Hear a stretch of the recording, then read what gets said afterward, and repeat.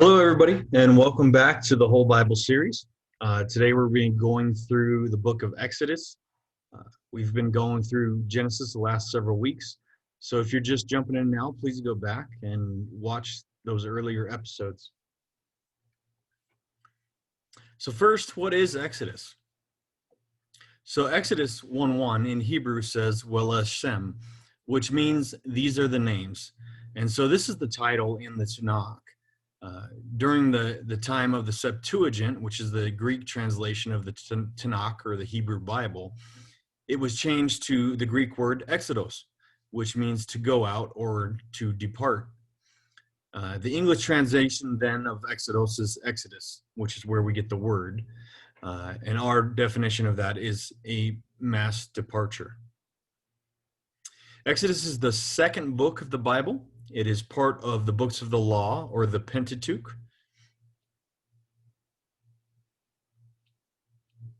Who wrote Exodus and when? So both Hebrew and Christian tradition hold that Exodus was written by Moses during the 40 years of the Israelites wandering the wilderness.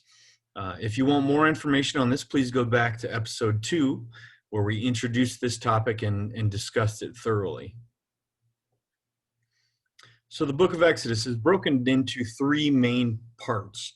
The first part is Israel under Pharaoh. The second part is the journey to Sinai. And the third part is covenant and the law.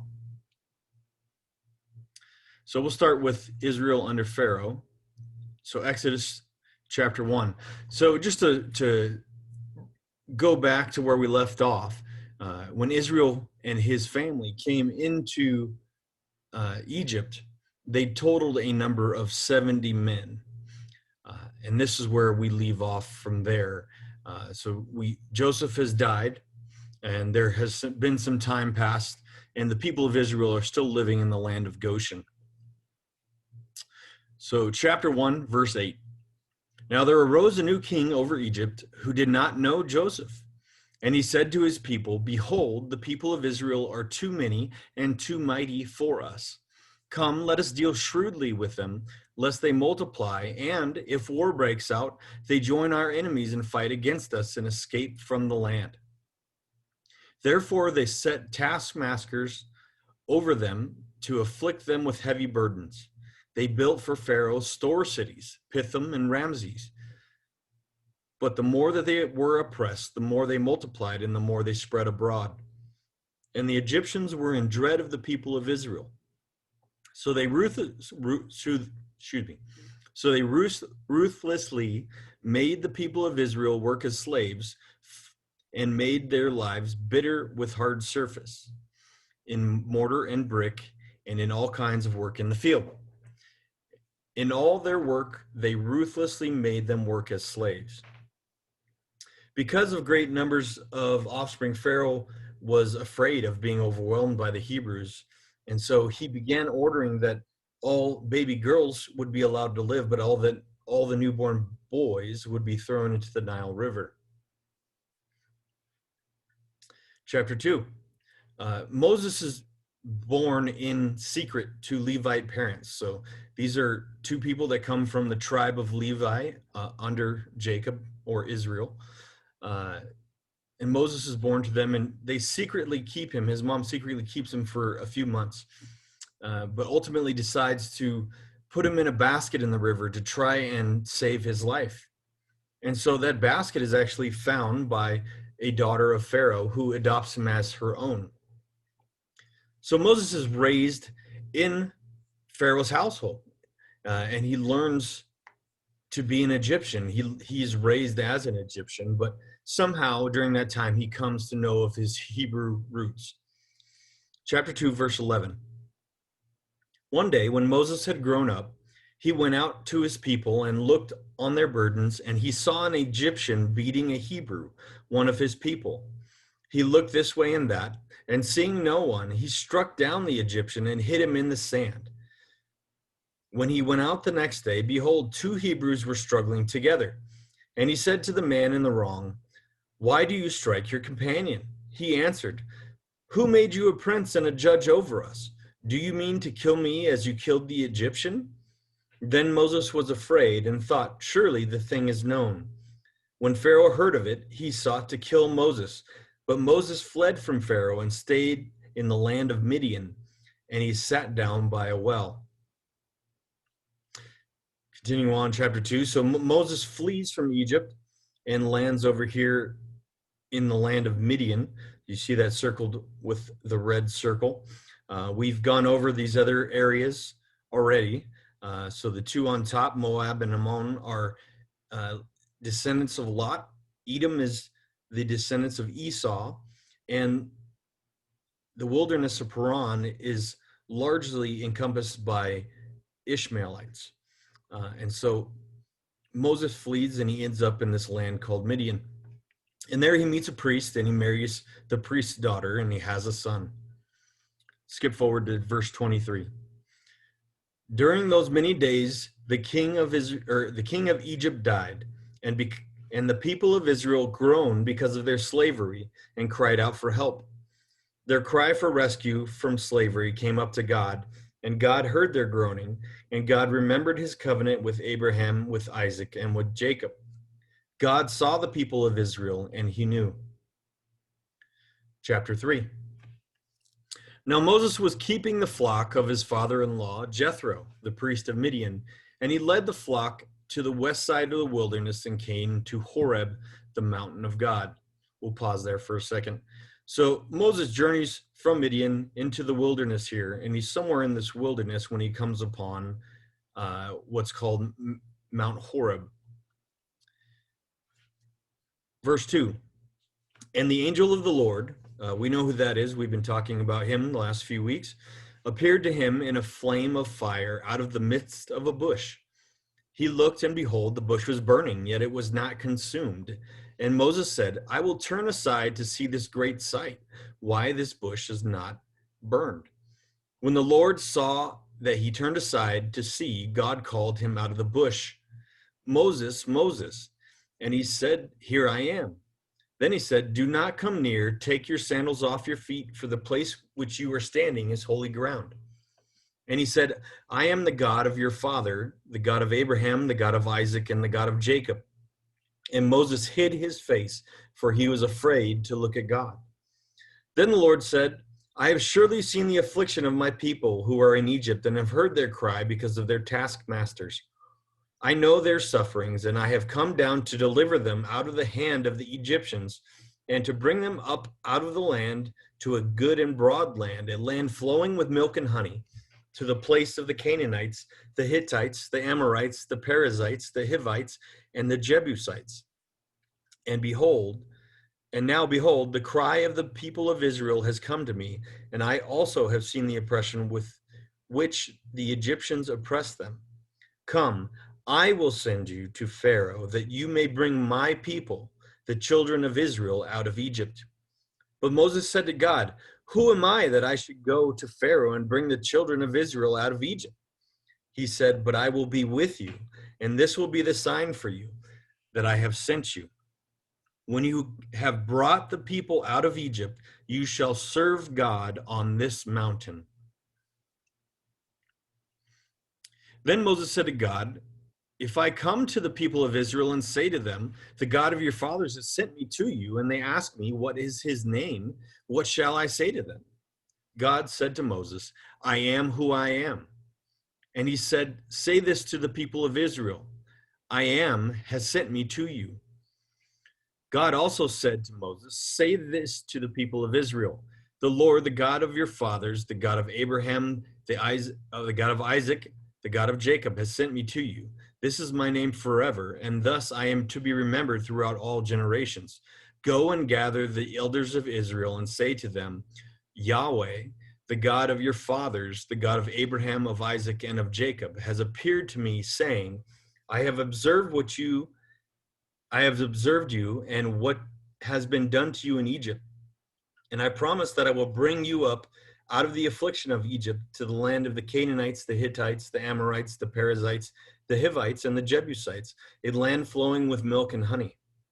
And they will listen to your voice, and you and the elders of Israel shall go to the king of Egypt and say to him, the Lord, the God of Hebrews, has met with us, And now please let us go 3 days' journey into the wilderness, that we may sacrifice to the Lord our God. But I know that the king of Egypt will not let you go unless compelled by a mighty hand. So I will stretch out my hand and strike Egypt with all the wonders that I will do in it. After that, he will let you go. And I will give this people favor in the sight of Egyptians. And when you go, you shall not go empty. But each woman shall ask of her neighbor, and any woman who lives in her house, for silver and gold jewelry, and for clothing. You shall put them on your sons and your daughters, so you shall plunder the Egyptians. So there's a little note here in the corner about how we get God's name, the name Yahweh. I'll just read it real quick. God's answer to Moses consists of two occurrences of the Hebrew verb ha, to be in the first person imperfect form, ayah, separated by the relative pronoun asher, which who. Grammatically, the imperfect forms usually suggest a future or uncompleted state. Thus, the phrase can also be translated, I will be who I will be. Durham notes that this initial statement in and of itself does not constitute a personal name. However, in the second part of Exodus 3:14, the phrase is shortened to ayah, and thus you will say to the sons of Israel, ayah sent me to you. The personal name Yahweh then is most likely based on the verb to be, and it's obviously explicit in 3:15 and 16. Moving on. Chapter 4. So Moses starts to doubt that the Hebrews will believe him, and so God gives him 3 signs. He gives him a sign of a staff, where he can throw his staff on the ground and it becomes a snake, and pick it up and it becomes a staff. He gives him a sign of his hand, where he puts his hand inside his cloak and pulls it out and it's leprous, and he puts it back in his cloak and pulls it out and it's normal. And he gives him a sign of blood, where he can turn water into blood. Moses continues even after that with the excuses. He says, God, I'm a poor speaker. I can't do this. And so God offers Moses' brother Aaron to help him. Verse 21 of chapter 4. And then the Lord said to Moses, when you go back to Egypt, see that you will do before Pharaoh all the miracles that I have put in your power. But I will harden his heart, so that he will not let the people go. Then you shall say to Pharaoh, thus says the Lord, Israel is my firstborn son. And I say to you, let my son go, that he may serve me. If you refuse to let him go, behold, I will kill your firstborn son. Now down to 27. The Lord said to Aaron, go into the wilderness to meet Moses. So he went and met him at the mountain of God and kissed him. And Moses told Aaron all the words that the Lord with which he had sent him to speak, and all the signs that he had commanded him to do. Then Moses and Aaron went and gathered together all the elders of the people of Israel. Aaron spoke all the words that the Lord had spoken to Moses, and did all the signs in the sight of the people. And the people believed. And when they had heard that the Lord had visited the people of Israel, and that he had seen their affliction, they bowed their heads and worshiped. Chapters 5 through 7. Verse 1 of chapter 5. Afterward, Moses and Aaron went and said to Pharaoh, thus says the Lord, Yahweh, the God of Israel, let my people go, that they may hold a feast for me in the wilderness. But Pharaoh said, who is Yahweh, that I should obey his voice and let Israel go? I do not know Yahweh, and moreover, I will not let Israel go. After that, God reiterates his covenant promise to the Hebrews. Chapter 7, verse 1. And the Lord said to Moses, see, I have made you like a god to Pharaoh, and your brother Aaron shall be your prophet. You shall speak all that I command you, and your brother Aaron shall tell Pharaoh to let the people of Israel go out of his land. But I will harden Pharaoh's heart, and though I multiply my signs and wonders in the land of Egypt, Pharaoh will not listen to you. Then I will lay my hand on Egypt and bring my hosts, my people, the children of Israel, out of the land of Egypt by great acts of judgment. The Egyptians will know that I am Yahweh, when I stretch out my hand against Egypt and bring out the people of Israel from among them. Verse 10. So Moses and Aaron went to Pharaoh and did just as the Lord commanded. Aaron cast down the staff before Pharaoh and his servants, and it became a serpent. Then Pharaoh summoned his wise men and sorcerers, and they, the magicians of Egypt, also did the same with their secret arts. But each man cast down his staff, and it became serpents. But Aaron's staff swallowed up their staffs. Still Pharaoh's heart was hardened, and he would not listen to them, as the Lord had said. And so chapter 7 through 12 goes through the 10 plagues that God releases on the nation of Egypt. But I want to point out a couple things here. So in each different plague, Pharaoh hardens his heart, or God often hardens Pharaoh's heart, but in each plague, Pharaoh still refuses to let the Israelites go. And while we see the plagues start off with minuscule things such as turning water into blood and little frogs and lice and flies, these progressively get worse. The 10 plagues get worse over time. But what I want you to notice more than anything is that each one of these plagues is actually a targeted attack on the gods of Egypt.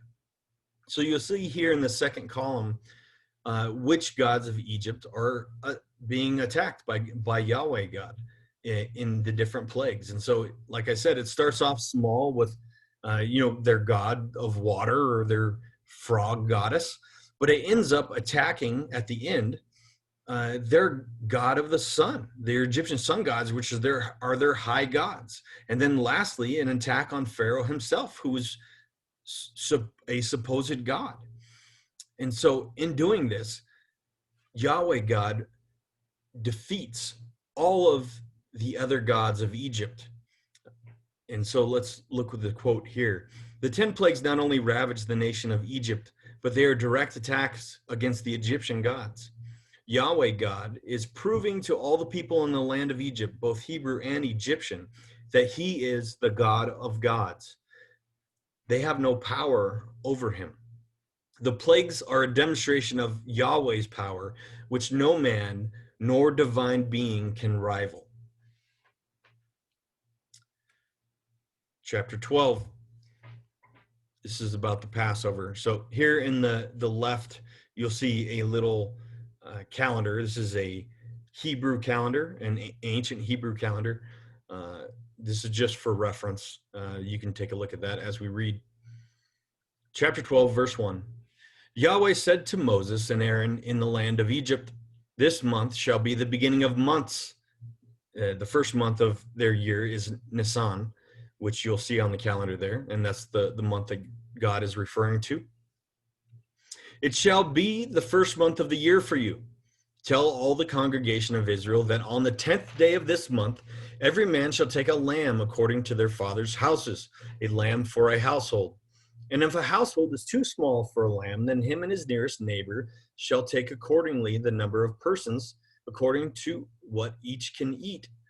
You shall make your count for the lamb. Your lamb shall be without blemish, a male, a year old, and you may take it from the sheep or from the goats, and you shall keep it until the 14th day of this month, when the whole assembly of the congregation of Israel shall kill their lambs at twilight. Then they shall take some of the blood and put it on the 2 doorposts and the lintel of the houses in which they eat it. They shall eat the flesh that night, roasted on the fire, with unleavened bread and bitter herbs. They shall eat it. Do not eat any of it raw or boiled in water, but roasted, its head and its legs and its inner parts. And you shall let none of it remain till the morning. Anything that does remain until the morning you shall burn. In this manner you shall eat it, with your belt fastened, your sandals on your feet, and your staff in your hand, and you shall eat it in haste. It is the Lord's Passover. For I will pass over the land of Egypt that night, and I will strike the firstborn in the land of Egypt, both man and beast. And on all the gods of Egypt I will execute judgments. I am Yahweh. The blood shall be a sign for you on the houses where you are. And when I see the blood, I will pass over you, and no plague will befall you to destroy you when I strike the land of Egypt. Verse 14. This day shall be a memorial day, and you shall keep it as a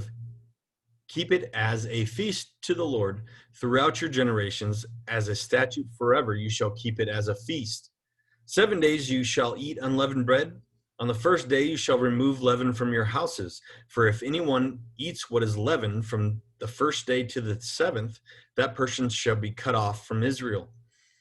In the first day you shall hold a holy assembly, and on the seventh day a holy assembly. No work shall be done on those days, but what everyone needs to eat, that alone may be prepared for you. And you shall observe the feast of unleavened bread, for on this very day I brought your hosts out of the land of Egypt. Therefore you shall observe this day throughout your generations as a statute forever. In the first month, from the 14th day of the month at evening, you shall eat unleavened bread until the 21st day of the month at evening. For 7 days no leaven is to be found in your houses. If anyone eats what is leavened, that person will be cut off from the congregation of Israel, whether he is a sojourner or a native of the land. You shall eat nothing leavened. In all your dwelling places you shall eat unleavened bread. Then Moses called all the elders of Israel and said to them, Go and select lambs for yourselves according to your clans, and kill the Passover lamb. Take a bunch of hyssop and dip it in the blood that is in the basin, and touch the lintel and the 2 doorposts with the blood that is in the basin. None of you shall go out of your door, or out the door of your house, until the morning, for the Lord will pass through to strike the Egyptians.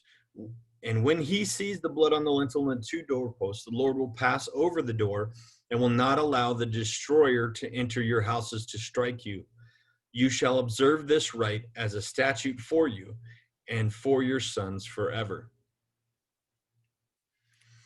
And when you come to the land that the Lord will give you, and he has promised, you shall keep this service. And when your children say, What is it? What do you mean by this service? You shall say, It is a sacrifice of the Lord's Passover. For he has passed over the houses of the people of Israel in Egypt when he struck the Egyptians, but spared our houses. Then the people bowed their heads and worshipped. Then the people of Israel went and did so as the Lord commanded Moses and Aaron, so they did.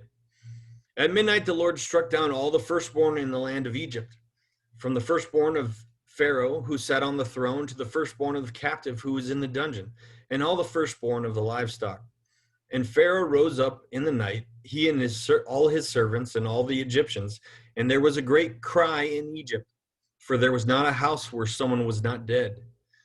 Then he summoned Moses and Aaron by night and said, Up, go out from among my people, both you and the people of Israel, and go, serve the Lord as you have said. Take your flocks and your herds as you have said, and be gone, and bless me also. The Egyptians were urgent with the people to send them out of their land in haste, for they said, We shall all be dead. So the people took their dough before it was leavened, their kneading bowls being bound up in their cloaks on their shoulders. The people of Israel had also done as Moses told them, for they had asked the Egyptians for silver and gold jewelry and for clothing. And the Lord had given the people favor in the sight of the Egyptians, and so they let them have what they asked. Thus they plundered the Egyptians. So during this time, not only did God allow the nation of Israel to grow into a mighty nation, but he's once again blessing them. Moving on to the journey to Sinai. Continue on chapter 12, verse 37. And the people of Israel journeyed from Ramses to Succoth, about 600,000 men on foot, besides women and children. So Israel started with 70 men in the land of Egypt, and in a little over 400 years, they've grown to 600,000 men. Verse 38, a mixed multitude also went up with them, and very much livestock, both flocks and herds, and they baked unleavened cakes of the dough that they had brought out of Egypt, for it was not leavened, because they were thrust out of Egypt and could not wait, nor had they prepared any provisions for themselves. The time that the people of Israel lived in Egypt was 430 years. At the end of 430 years, on that very day, all the hosts of the Lord went out from the lands of Egypt. It was a night of watching by the Lord to bring them out of the land of Egypt. So the same night is a night of watching kept to the Lord by all the people of Israel throughout their generations. Then the Lord said to Moses and Aaron, "This is the statute of the Passover. No foreigner shall eat of it, but every slave that is bought for money may eat of it after you have circumcised him. No foreigner or hired worker may eat of it. It shall be eaten in one house. You shall not take any of the flesh outside the house, and you shall not break any of its bones. All the congregation of Israel shall keep it. If a stranger shall sojourn with you and would keep the Passover to the Lord, let all his males be circumcised. Then he may come near and keep it. He shall be as a native of the land, but no uncircumcised person shall eat of it. There shall be one law for the native and for the stranger who sojourns among you." All the people of Israel did just as the Lord commanded Moses and Aaron. And on that very day, the Lord brought the people of Israel out of the land of Egypt by their hosts. Going to chapter 13. The Lord said to Moses, consecrate to me all of the firstborn. Whatever is the firstborn to open the womb among the people of Israel, both man and of beast, is mine. So God is saying, I just spared all of your firstborn, and so now your firstborn belong to me. Verse 11. When the Lord brings you into the land of the Canaanites, as he swore to you and your fathers, and shall give it to you, you shall set apart to the Lord all that first opens the womb. All the firstborn of your animals that are male shall be the Lord's. Every firstborn of a donkey you shall redeem with a lamb, or if you don't redeem it, you shall break its neck. Every firstborn of man among your sons you shall redeem. And so I have a note here from the Lexham Bible Dictionary. This is actually an important topic of the firstborn being owned by God. And we'll come to this again in a couple of weeks when we get to the book of Numbers. In the meantime, here's a quote from the Lexham Bible Dictionary. The firstborn of humans, animals, and the first fruits of a crop were sacred to God. After God's rescue of Israel from Egypt, God commanded Israel to consecrate the first male to be born, both human and animal, to himself. All firstborn male animals were to be sacrificed, and firstborn male humans were to be redeemed as a sign of their children, as a sign to their children that God had brought them out of Egypt. This act symbolized the Passover when God passed over the firstborn males of Israel as he passed through Egypt and struck down the firstborn males of the Egyptians, the 10th and the final plague against Egypt. William Prop states, overall, the Bible insists that the firstborn are inherently Yahweh's. Moving on in chapter 13, verse 17. When Pharaoh let the people go, God did not lead them by the way of the land of the Philistines, although that was near. So you see up here along the Mediterranean Sea, there is a road that is titled the land, or the way to the land of the Philistines. If you remember, the Philistines live up in this area, up past Gaza, along the coast. And so the Bible is telling us here that they did not take this path. Continuing on, for God said, lest the people change their minds and they see war and return to Egypt. So God didn't want them going this way because they were afraid that they would see the Philistines and turn back and go to Egypt, where they were only slaves and not being killed. Verse 18, but God led the people around by the way of the wilderness toward the Red Sea. So I'm sure you guys have all heard of the parting of the Red Sea, which we'll cover in a minute. But this word, or these two words in Hebrew, are here, Yam Suf. And Yam Suf actually means the Sea of Reeds. So it's not actually referring to the Red Sea, which is actually down here below the Gulf of Suez. Many people believe that the Red Sea was here, that they crossed across the Gulf of Suez as the Red Sea, but more likely it was a sea of reeds, which was probably a body of water that ran along this path between the Mediterranean Sea and the Gulf of Suez. Continuing on, and the people of Israel went up out of the land of Egypt, equipped for battle. Moses took the bones of Joseph with him, for Joseph had made the sons of Israel solemnly swear, saying, God will surely visit you, and you shall carry up my bones from you, or with you from here. So you remember last week we talked about Joseph asking his brothers to bring his bones back into the land that God had promised. That's what's going on here. Verse 20. And they moved on from Succoth and encamped at Etham on the edge of the wilderness. So they're here near this area on the edge of the wilderness somewhere. And the Lord went before them by day in a pillar of cloud to lead them along the way, and by night in a pillar of fire to lead them, or to give them light, that they might travel by day and by night.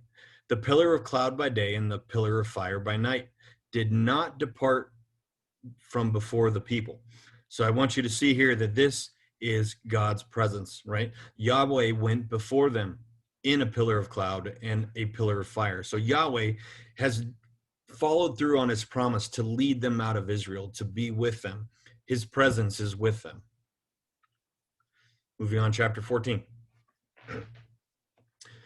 Camp by the sea, the Hebrews find out that Pharaoh is pursuing them with his army. They immediately begin grumbling and whining to Moses. This is going to be a common theme very soon. Verse 15, the Lord said to Moses, why do you cry to me? Tell the people of Israel to go forward. Lift up your staff and stretch out your hand over the sea and divide it, and the people of Israel may go through the sea on dry ground. And I will harden the hearts of the Egyptians so that they shall go in after them, and I will get glory over Pharaoh and all his host, his chariots, and his horsemen. And the Egyptians shall know that I am the Lord, when I have gotten glory over Pharaoh, his chariots, and his horsemen. Then the angel of the Lord, we know who that is, we've been talking about him. 19, then the angel of the Lord, who was going before the host of Israel, moved and went behind them. And the pillar of cloud moved from before them and stood behind them, coming between the host of Egypt and the host of Israel. And there was the cloud and the darkness, and it lit up the night without one coming near the other at all. So the pillar of cloud moves behind Israel to stand in between them and Egypt. And so Moses parts the sea, and the Israelites begin crossing. Verse 24, and in the morning watch, the Lord in the pillar of fire and of cloud looked down on the Egyptian forces and threw the Egyptian forces into a panic, clogging their chariot wheels so that they drove heavily. And the Egyptians said, let us flee from before Israel, for the Lord, Yahweh, fights for them against the Egyptians. Then the Lord said to Moses, stretch out your hand over the sea, that the water may come back upon the Egyptians, upon their chariots, and upon their horsemen. So Moses stretched out his hand over the sea, and the sea returned to its normal course, and when the morning appeared. And as the Egyptians fled into it, the Lord threw the Egyptians in the midst of the sea. The waters returned and covered the chariots and the horsemen, and all of the host of Pharaoh that had followed them into the sea, not one of them remained. But the people of Israel walked on dry ground through the sea, the waters being a wall to them on their right hand and their left. Thus the Lord, Yahweh, saved Israel that day from the hand of the Egyptians, and Israel saw the Egyptians dead on the seashore. Israel saw the great power that Yahweh used against the Egyptians, so the people feared Yahweh, and they believed in Yahweh and in his servant Moses. So I want you to see here that the 10 plagues and the exodus from Egypt complete, that Yahweh has now shown that he is more powerful than the Egyptian gods. That should be a lowercase god, every Egyptian god, and that he even has power over the sea, which we talked about the last couple of weeks, which symbolizes chaos. Yahweh God has power over the chaos of the sea. And through these events, he is making his name known in all the earth. Chapter 15 through 18. So this is on their way to Sinai. So they're going back to the mountain called Horeb earlier to worship God as God had asked them to do. So Moses and all of Israel sing a song of praise to the Lord. But as they go, the people immediately get back into this cycle of feeling sorry for themselves. The people grumble against Moses about undrinkable water. They come across some water that's bitter. It may be brackish water, which is salt water and fresh water combined. But God makes it sweet. God turns it and allows them to drink it. Later on, the people grumbled against Moses and Aaron about having no food, and God provides manna from heaven and quail on the earth. Again, the people quarrel and grumbled against Moses because they are thirsty, and God provides water from a rock. Later on, the Israelites are attacked by the Amalekites, and God provides victory for them when Moses holds his staff over his head. And so this is a continuous cycle where the people become bitter and angry, and yet God provides for them anyway. There's a cycle of God showing that he is trustworthy, and yet these people still do not trust God. Later on, Moses spends a lot of his time judging the disputes between the people. The people are arguing and fighting over every little thing. In fact, some of them say, hey, let's go back to Egypt because we were better in captivity than being out here in the desert. And so Moses spends a lot of time judging disputes between these people. And Jethro, who's Moses' father-in-law, advises that he chooses leaders from each tribe to judge all these trivial matters. So we get to 18, verse 24. So Moses listened to the voice of his father-in-law and did all that he had said.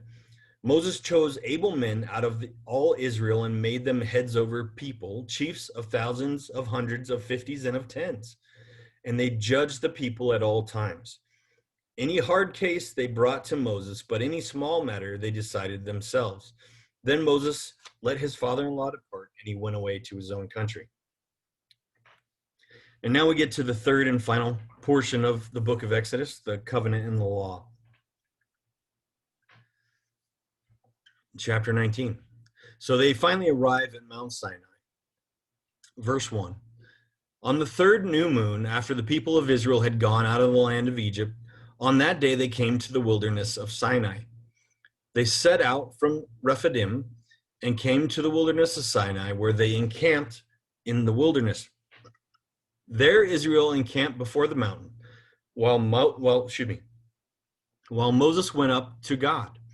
The Lord called him up out of the mountain, saying, Thus you shall say to the house of Jacob and to the people of Israel, You yourselves have seen what I did to the Egyptians, how I bore you on eagle's wings and brought you to myself.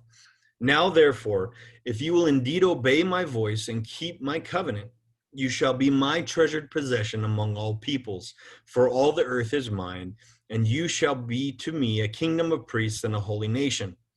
These are the words that you shall speak to the people of Israel. And so Moses goes back and he tells the people of Israel what God has said. Verse 9. Then the Lord said to Moses, Behold, I am coming to you in a thick cloud, that the people may hear when I speak to you, and may also believe you forever.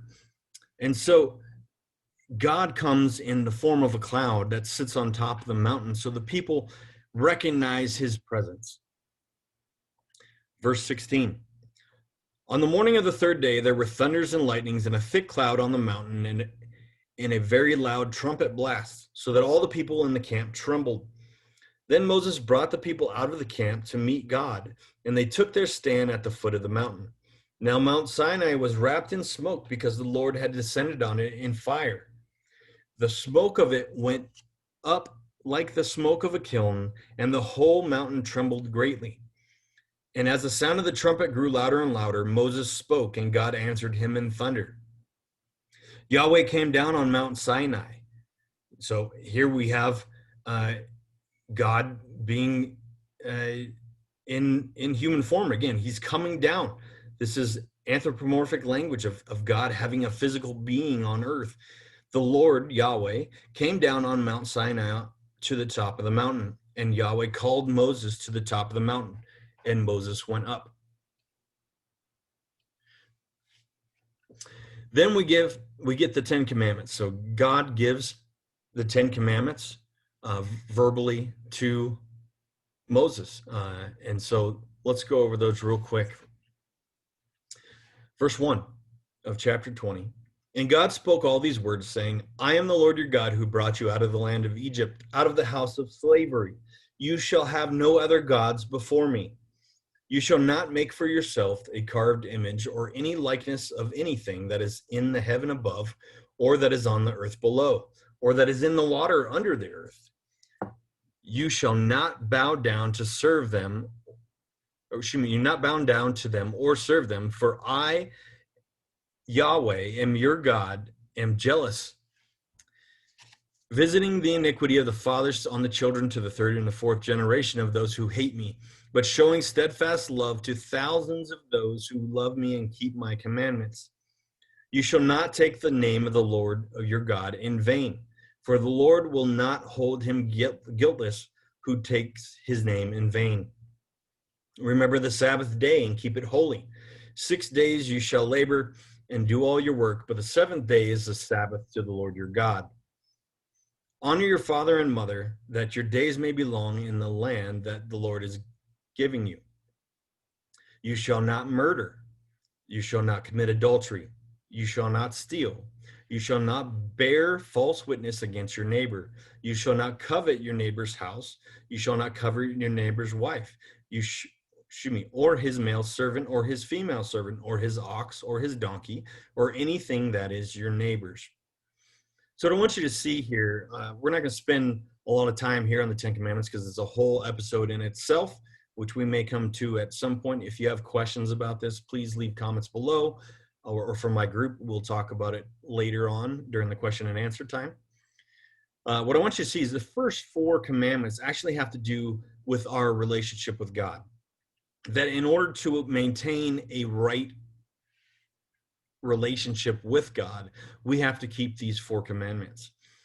And after that, the 6 commandments below have to do with our relationship with one another. And if we want that to go well, if we want to honor God, and if we want to have a prosperous relationship with those around us, these are the commandments that we have to keep. Moving on. So God continues to give additional laws about altars and slaves and restitutions, social justice, Sabbath and festivals. And then we come to chapter 23, verse 20, which we're going to get into more about the land.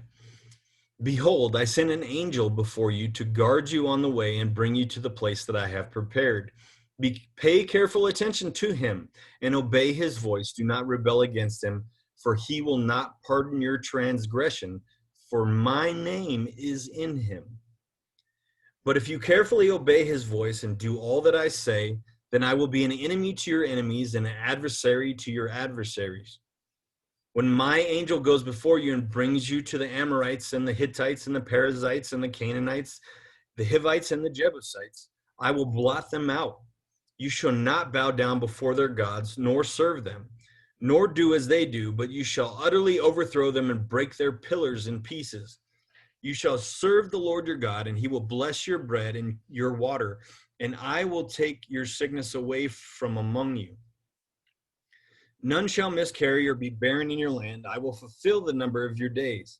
I will send my terror before you and will throw into confusion all the people against whom you shall come. And I will make all your enemies turn their backs to you. And I will send hornets before you, which will drive out the Hivites, the Canaanites, and the Hittites before you. I will not drive them out from before you in 1 year, lest the land will become desolate and the wild beasts multiply against you. Little by little, I will drive them out from before you until you have increased and possessed the land. And I will set your border from the Sea of Reeds, the Red Sea, to the Sea of the Philistines, and from the wilderness to the Euphrates. For I will give you the inhabitants of your land, and you shall drive them out from before you, and you shall make no covenant with them and their gods. They shall not dwell in your land, lest they make you sin against me, for if you serve their gods, it will surely be a snare to you. So two things I want to point out here. It talks about the Amorites. We heard about the Amorites a couple weeks ago when God promised in Genesis 15. It says, and they shall come back, talking about the Israelites, and they shall come back here in the fourth generation, for the iniquities of the Amorites is not complete. And so now God back then promised that the Amorites would be punished, that they would be judged. And here God is getting ready to use the Israelites to punish the Amorites. Also here at the bottom, I want you to see that God is making it clear that they need to fully drive these people out of the land, because if they allow them to stay in the land, then it's going to cause trouble. And that's surely prophetic for what we're going to see here in the coming weeks. Chapter 24, verse 3. Moses came and told the people all the words of the Lord and all the rules. And all the people answered with one voice and said, all the words that the Lord has spoken we will do. And Moses wrote down all the words of the Lord. He rose early in the morning and built an altar at the foot of the mountain, the 12 pillars according to the tribes of Israel. And he sent young men of the people of Israel who offered burnt offerings and sacrificed peace offerings of oxen to the Lord. And Moses took half of the blood and put it in basins, and half of the blood he threw against the altar. And he took the book of the covenant and read it in the hearing of the people. Excuse me. So we see that Moses has recorded what God had told him, all these laws that God had given him, not just the 10 Commandments, but all these laws. And so this is what he refers to here as the book of the covenant. And also we see that because Moses wrote it down, this gives more credence to the fact that the things that are in the Pentateuch likely come from Moses. Back to verse 7, the second part. And then they say, all that the Lord has spoken we will do, and we will be obedient. And Moses took the blood and threw it on the people and said, behold, the blood of the covenant that the Lord has made with you in accordance with all these words.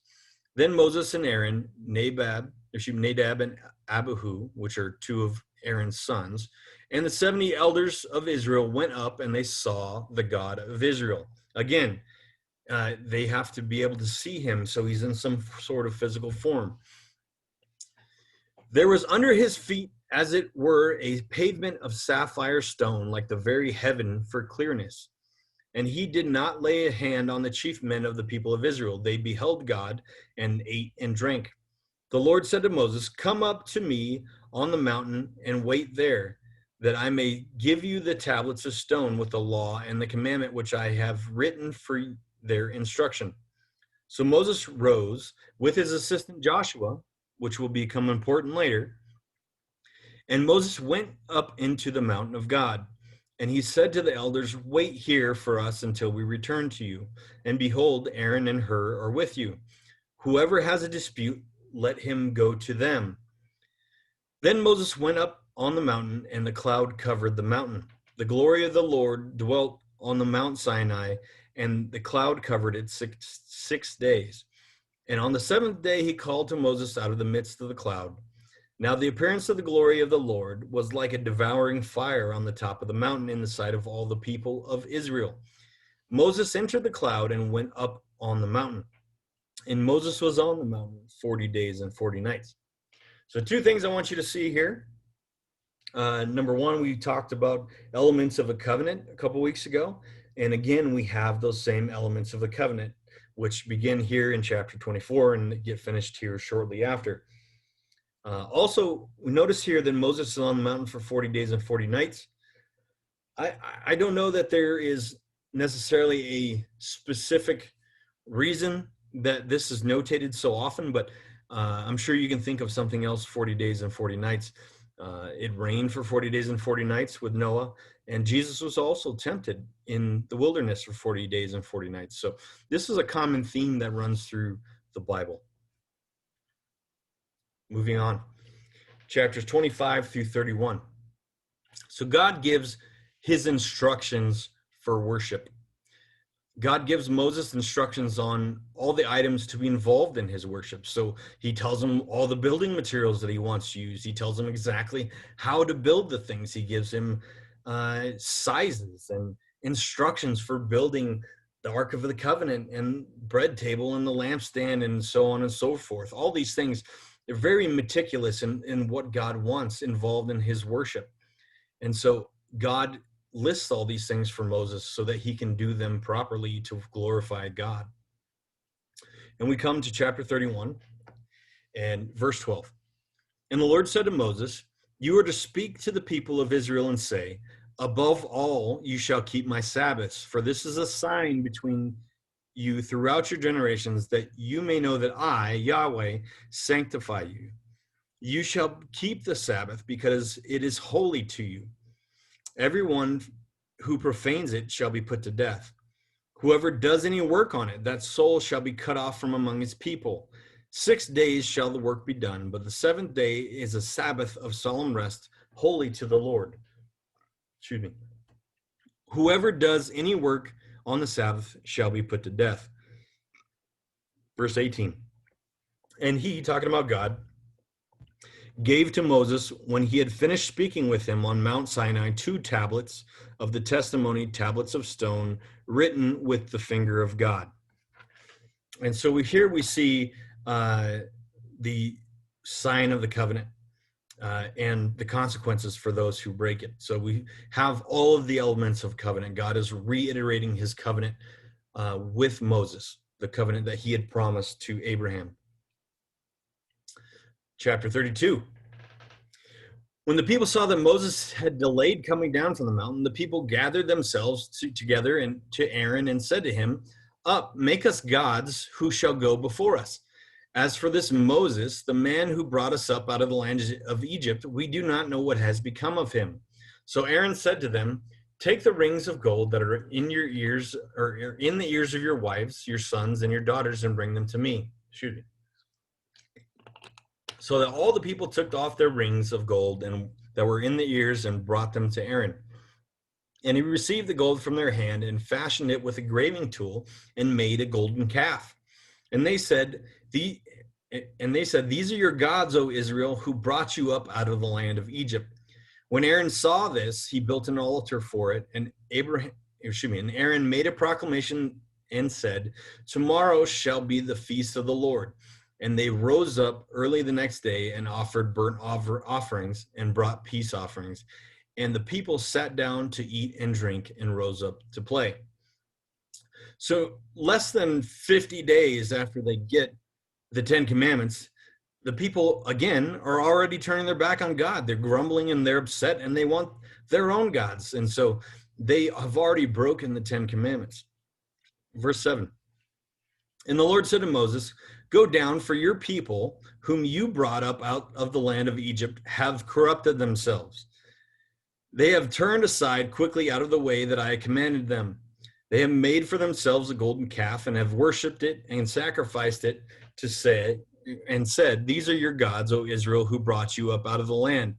And the Lord said to Moses, I have seen this people, and behold, it is a stiff-necked people. Now, therefore, let me alone, that my wrath may burn hot against them, that I may consume them in order to make a great nation out of you. So now God's talking about eliminating all the Israelites and starting over again with Moses. But Moses implored the Lord and said, O Lord, why does your wrath burn hot against your people, whom you have brought out of the land of Egypt with great power and with a mighty hand? Why should the Egyptians say, with evil intent he brought them out, to kill them in the mountains and to consume them from the face of the earth? Turn from your burning anger and relent from this disaster against your people. Remember Abraham, Isaac, and Israel, your servants, to whom you swore by your own self and said to them, I will multiply your offspring as the stars of heaven, and all this land that I have promised I will give to your offspring, and they shall inherit it forever. And the Lord relented from the disaster that he had spoken of bringing upon his people. Then Moses turned and went down from the mountain with the 2 tablets of the testimony in his hand, tablets that were written on both sides. On the front and on the back they were written. The tablets were the work of God, and the writing was the writing of God engraved on the tablets. Then Joshua heard the noise of the people as they shouted and said to Moses, "There is a noise of war in the camp." But he said, "It is not the sound of shouting for victory or the sound of cry of defeat, but is the sound of singing that I hear."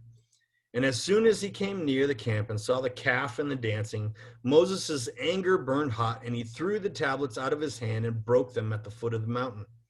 He took the calf that they had made and burned it with fire and ground it into powder and scattered it on the water and made the people of Israel drink it.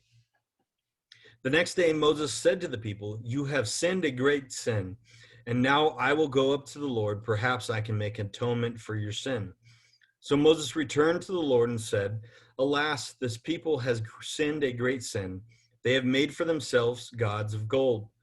But now, if you will forgive their sins, but if not, please blot me out of the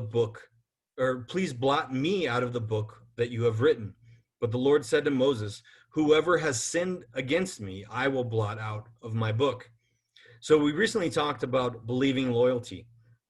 And here, the people of Israel have confessed to have believing loyalty for Yahweh, and they turn their back on him and went apostate. And so because of that, God has said, they sinned against me, and I'm going to blot their name out of my book. So they they knew who Yahweh was and all the great things he had done, and that he was more powerful than every other God.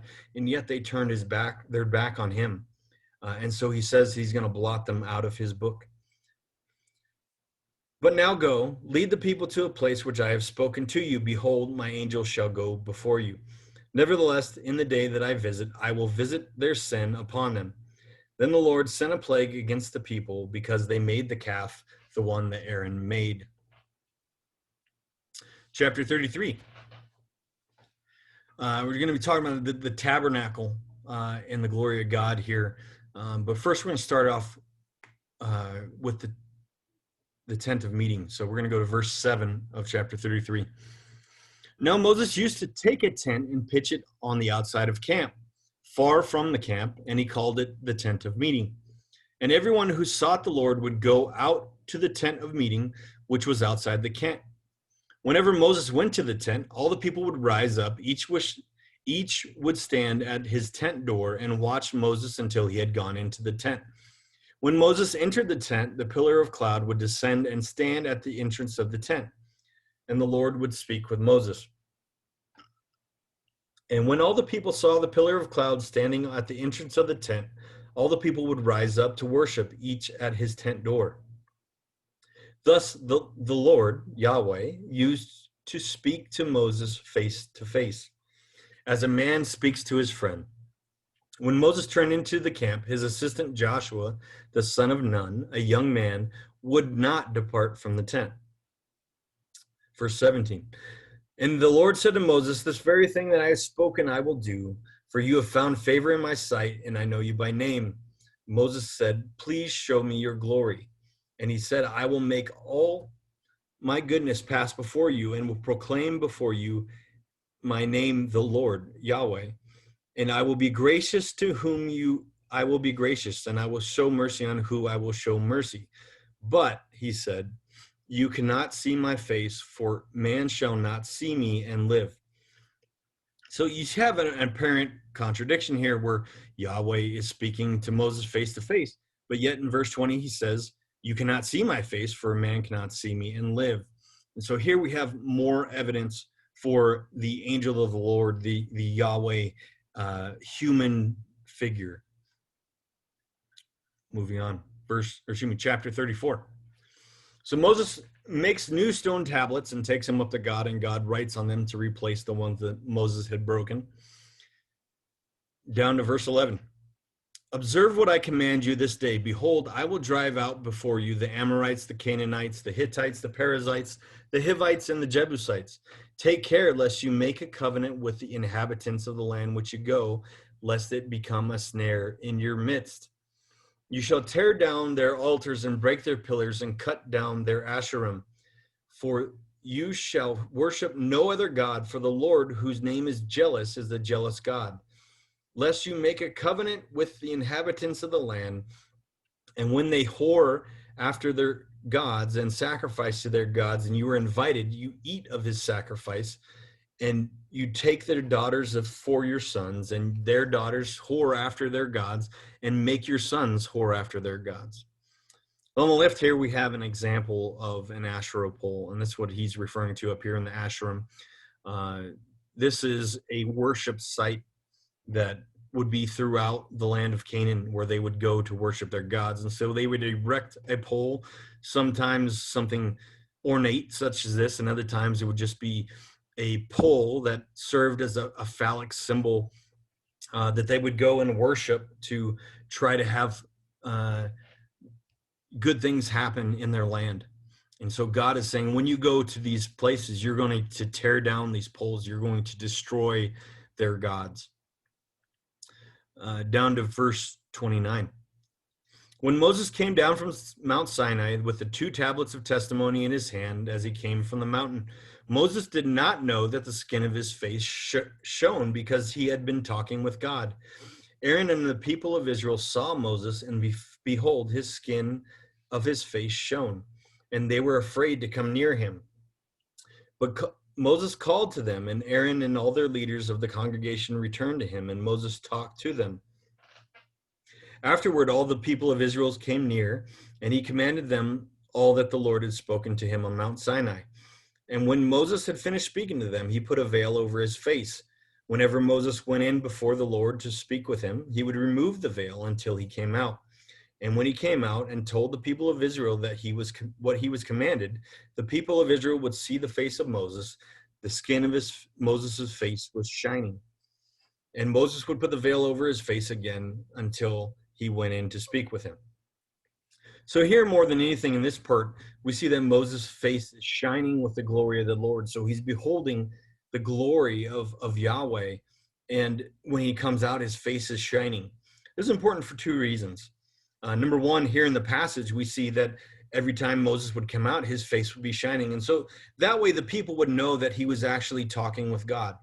But later on, we see this shining language in prophecy and again in Revelation. Moving on.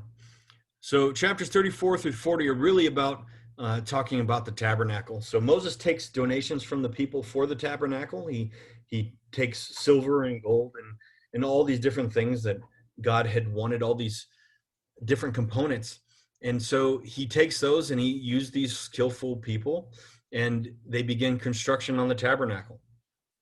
And so all the tools and the components and the clothing and everything for the tabernacle is fashioned in accordance to the directions that God had given him. And so we have here a version of what the tabernacle would have looked like. So out here on the outside, we have the enclosure and the entrance curtain. So this closes off this whole area for God. Inside, we have the altar and a washing basin. And this is the court around the tabernacle. So then the building itself is the tabernacle. And within the building, there are separate areas. So we have here the sanctuary is this main part. This is called the holy place. And behind that is a curtain or a veil. And behind the veil is what's called the Holy of Holies. So this is the most holy place. This is a place that we'll find out more in the next couple weeks. But this is a place that even the high priest can only enter once a year because it's so holy. And inside the Holy of Holies, the Ark of God sits, and it's known as his footstool. So God comes to rest on the tabernacle as a pillar of smoke, just like he did before in the tent of meeting and on the mountain. Chapter 40, verse 34.